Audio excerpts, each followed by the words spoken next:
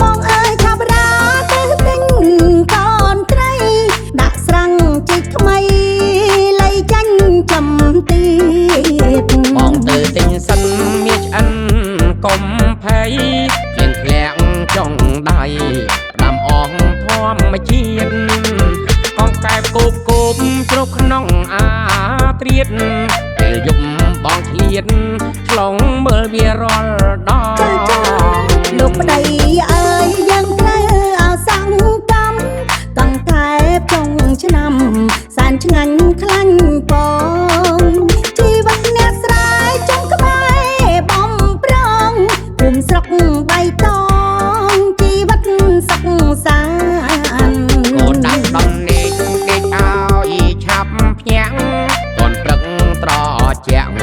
គុំទុំរុនប្រានឲ្យចំណៃគោមិនពីជ្រូកកងានគ្រួសារតានតានមានបានតាំងសកម្មឆើតបងឆើតឆើតឆើតចាំបងចាំដាំបងដាំកុំឲ្យស្រោតដែរឆើតបងឆើតឆើតឆើត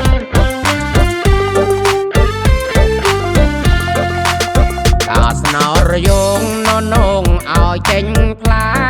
លៀងធ្លាក់លៀងស្លែបន្លែខៀវខ្ចីបងអើយឆាប់រាទៅទិញ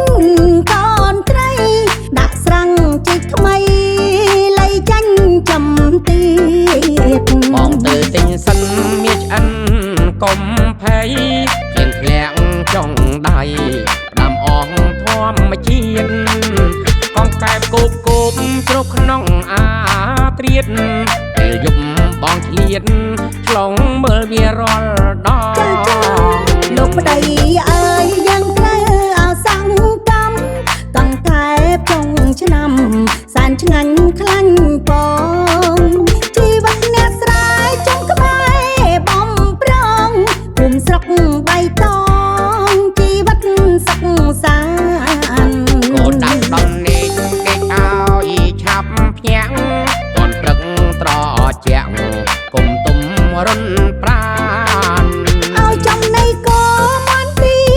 ជ្រូកកងានគ្រួសារតានតានមានបានតាំងសកម្មឆើតបងឆើតឆើតឆើតឲ្យវាឲ្យតែឧស្សាហ៍អញ្ចឹងទៅថ្ងៃមុខយើងនឹងខ្លាយជាអ្នកមានកម្មហើយណាឲ្យវាមិននឹងហើយម៉ែវា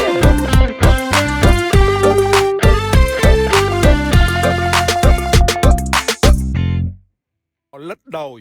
Art Arena Entertainment The Art of Entertainment